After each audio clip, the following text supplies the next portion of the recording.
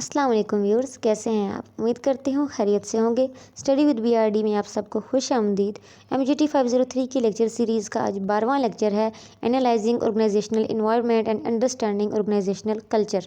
कि हमने अभी तक हम थ्योरीज़ पढ़ रहे थे और थ्योरीज़ अल्हम्दुलिल्लाह हमारी कंप्लीट हो चुकी हैं। आई होप आपको अच्छे से समझ में आ गई होंगी। ठीक है, आपके फीडबैक से मुझे पता चलेगा कि आपको किस तरीके से थ्योरीज़ समझ में आई और आपको वाकई थ्योरीज़ बोर लगी जिस तरह सारे लोग कहते हैं, या इस बार इंटरेस्टिंग लगी। ठीक है, फीडबैक ज़रूर दीजिएगा। और आज हम पढ़ते हैं ऑर्गेनाइजेशन की इन्वायरमेंट और कल्चर के बारे में। तो एक ऑर्गेनाइजेशन, जिस तरह हर घर का एक अलग माहौल होता है, ठीक है, उसके रूल्स और रेगुलेशंस की वजह से पेरेंट्स ने एक अलग माहौल क्रिएट किया होता है। हर घर में अलग अलग होता है। ठीक है, इसी तरह ऑर्गेनाइजेशन का भी अपना एक माहौल होता है, अपना एक कल्चर होता है। ठीक है, तो आज हम देखेंगे कि हम किस तरह एक ऑर्गेनाइजेशन के माहौल को समझ सकते हैं, क्या क्या चीज़ें हैं जो ऑर्गेनाइजेशन के माहौल को इफेक्ट करती हैं। ठीक है, और क्या क्या जो है चीज़ें हैं वो ऑर्गेनाइजेशन के कल्चर में शामिल होती हैं। तो सबसे पहले हम ये समझते हैं कि ऑर्गेनाइजेशन का एनवायरनमेंट क्या होता है। ठीक है, तो एनवायरनमेंट जो है वो बनता है एक मैनेजर की एक्शन से, उसके बिहेवियर से। ठीक है, जैसे मतलब मैनेजर जैसा बनाना चाहे माहौल वैसा बनता है। ठीक है, मैनेजर ने जो रूल सेलेक्ट किए होंगे, मैनेजर ने जो पॉलिसीज़ बनाई होंगी, उस हिसाब से ही माहौल बनेगा ना। तो जो भी इंस्टीट्यूशन है तो उसकी कुछ फोर्सेस होती हैं, कुछ आउटसाइड इन फोर्सेस होती हैं, कुछ इनसाइड फोर्सेस होती हैं जो इफ़ेक्ट करती हैं एक ऑर्गेनाइजेशन के माहौल को और उसकी परफॉर्मेंस को। ठीक है, तो दो किस्म का माहौल होता है, एक होता है एक्सटर्नल और एक होता है इंटरनल। ठीक है, जो एक्सटर्नल होता है यानी वो सारी आउटसाइड फोर्सेस जिनमें इतना पोटेंशियल होता है कि वो आपकी जो ऑर्गेनाइजेशन है उसकी जो प्रोडक्टिविटी है या उसकी जो सर्विस की सक्सेस है उसको इफ़ेक्ट कर सकते, उस पर इन्फ्लुएंस कर सके, तो वो क्या है, आपके एक्सटर्नल इन्वायरमेंट में शामिल है। यानी कि वो एक ऐसी चीज़ जो बैरूनी हो के, आपके ऑर्गेनाइजेशन के अंदर की चीज़ नहीं है लेकिन बैरूनी हो के उसमें इतनी ताकत है कि वो आपके ऑर्गेनाइजेशन की प्रोग्रेस, आपकी प्रोडक्ट पे असरअंदाज हो सके। ठीक है, वो क्या है, एक्सटर्नल इन्वायरमेंट। और एक्सटर्नल इन्वायरमेंट में दो किस्म का इन्वायरमेंट शामिल होता है, एक होता है मेगा इन्वायरमेंट और एक होता है टास्क इन्वायरमेंट। और दूसरा क्या होगा, इंटरनल इन्वायरमेंट। पहले हम क्या देख लेंगे, एक्सटर्नल इन्वायरमेंट को देखते हैं। तो एक्सटर्नल इन्वायरमेंट में मेगा इन्वायरमेंट है एक, और एक होता है टास्क इन्वायरमेंट।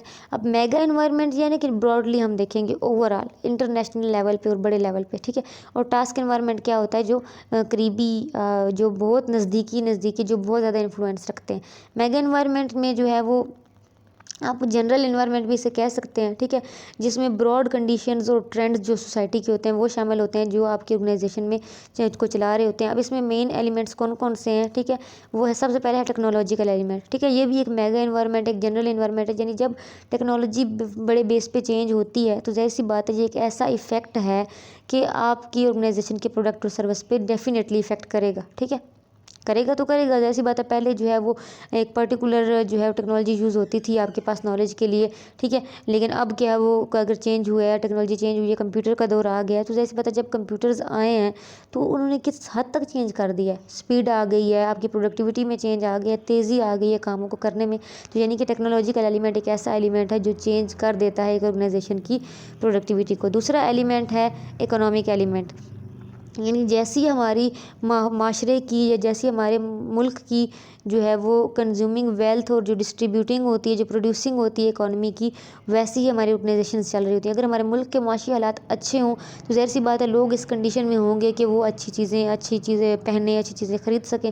तो ज़ाहिर सी बात है आपकी प्रोडक्टिविटी बढ़ेगी, आपकी सेल्स बढ़ेंगी। ठीक है, लेकिन अगर मुल्क के माशी हालात थोड़े से ख़राब होंगे तो ज़ाहिर सी बात है हमारी बहुत सी ऑर्गेनाइजेशन की प्रोडक्ट नीचे जाएंगी, कम ख़रीदारी होगी और कम यानी कि हमारे मुल्क के माशी हालात जो हैं, मुल्क की जो इकॉनमी है वो एक बड़ा फैक्टर है एक मार्केट की अप और डाउन होने में। ठीक है, तीसरा एलिमेंट क्या है, लीगल पॉलिटिकल एलिमेंट।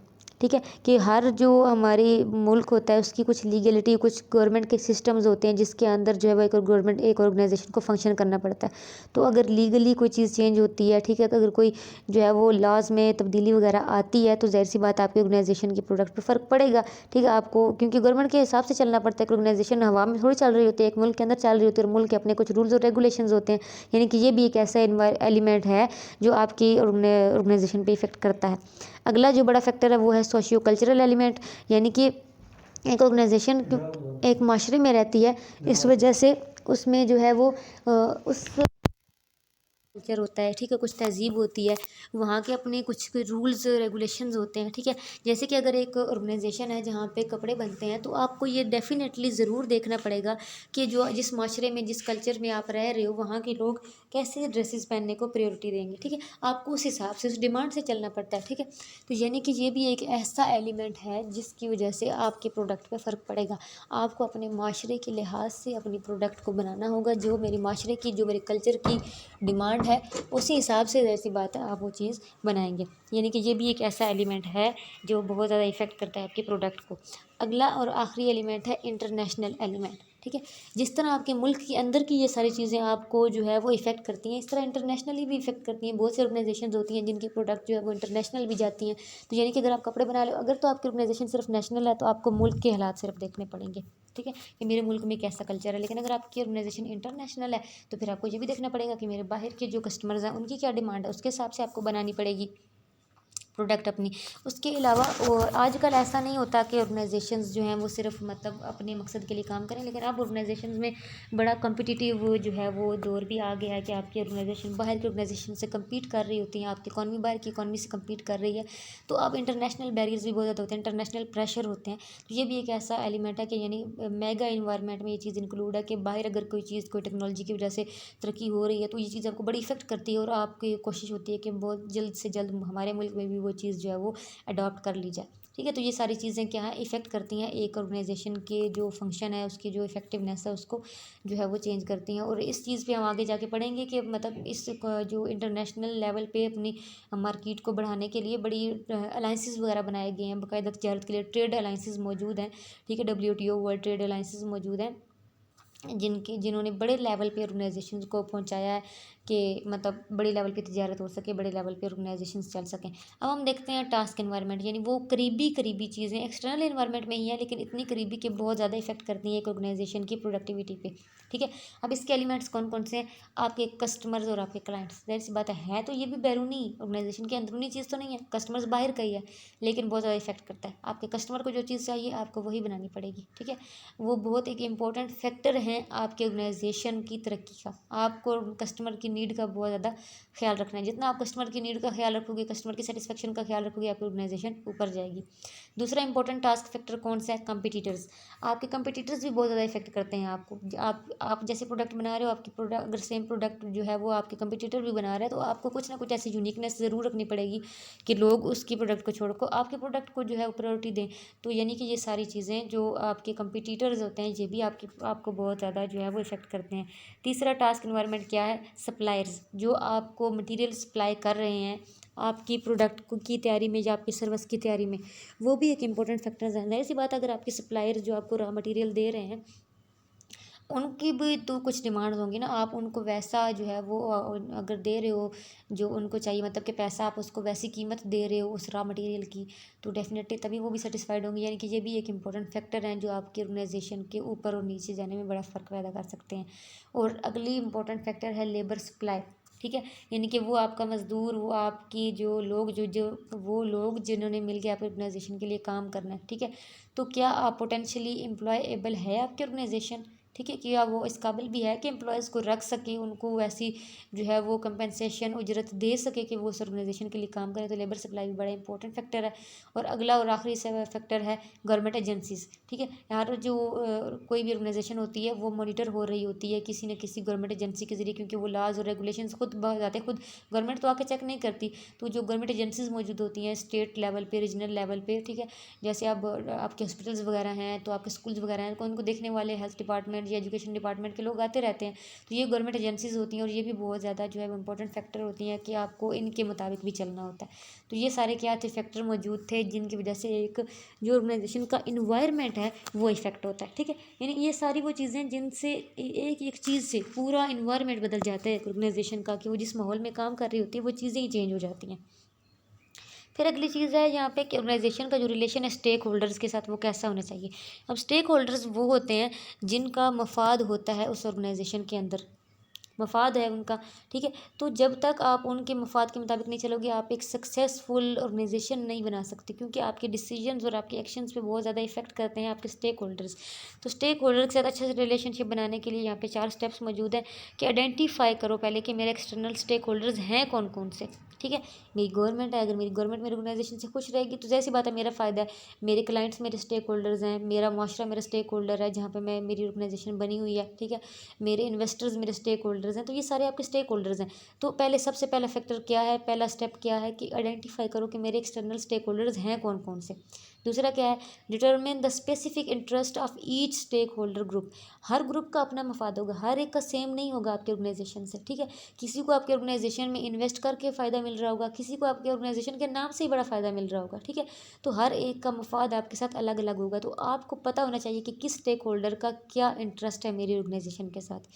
तीसरा स्टेप क्या है कि decide how critical these interest are to the organisation, कि इनके जो इंटरेस्ट हैं वो कितना मेरी ऑर्गेनाइजेशन के लिए फ़ायदेमंद है, कितने नुकसान दें। आपको ये पता होना चाहिए कि ये ना हो कि उनके मफाद पूरे करते करते कहीं आपके ऑर्गेनाइजेशन की जो है लुटिया डबो दी जाए, ऐसा नहीं होना चाहिए। आपको पता होना चाहिए कि किसका मफाद मेरे मफाद में है, ठीक है। और आखिरी चीज़ क्या है कि determine how specific approaches managers should be use to manage each relationship, कि कौन सी अप्रोच मुझे यूज़ करनी है कि मैं हर स्टेक होल्डर को खुश भी रख सकूं, लेकिन उसके साथ साथ जो है वो मेरी ऑर्गेनाइजेशन भी अच्छी चल सके, ठीक है।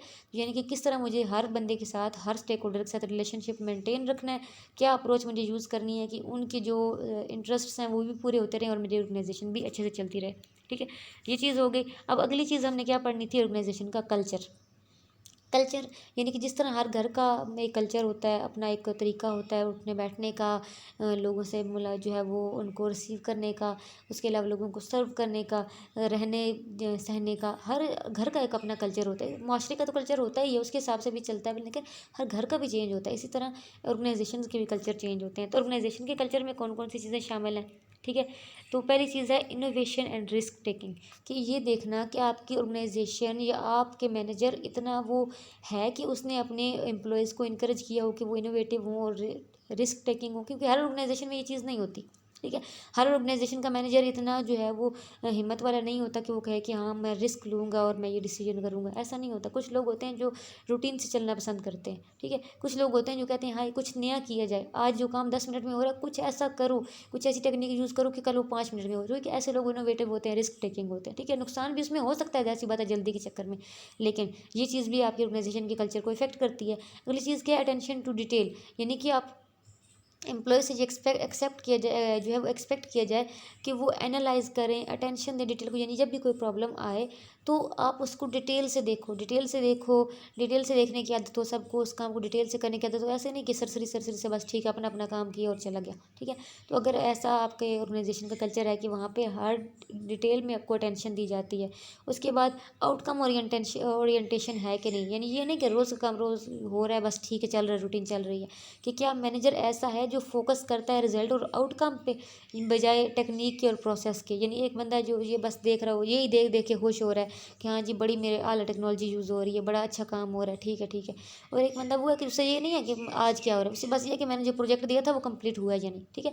यानी कि आपकी ऑर्गेनाइजेशन आउटकम ओरिएंटेड है या नहीं है, ठीक है। चौथी चीज़ है कि पीपल ओरिएंटेड कितनी है, ठीक है। आउटकम ओरिएंटेड होना अच्छी बात है, लेकिन इसके साथ साथ ये ना हो कि आप अपने गोल्स में इतना खोए हुए हो कि आपको यही ना हो कि मेरे लोग कैसे हैं, मेरा जो डिसीजन है मैनेजमेंट का डिसीजन, उससे लोगों पे कितना फ़र्क पड़ रहा है, मेरे जो लोग मेरे लिए काम कर रहे हैं क्या वो मेरे से खुश हैं या नहीं है, ठीक है। तो पीपल ओरिएंटेड कितनी है आपकी ऑर्गेनाइजेशन, ये भी आपके ऑर्गेनाइजेशन के कल्चर को डिसाइड करने में हेल्प करती है। फिर टीम ओरिएंटेड है कि नहीं, कि आपकी ऑर्गेनाइजेशन ऐसी है कि बंदे बंदे को काम दिया गया कि अपना अपना काम करो, या ऐसी है कि मिल के काम करो, ठीक है।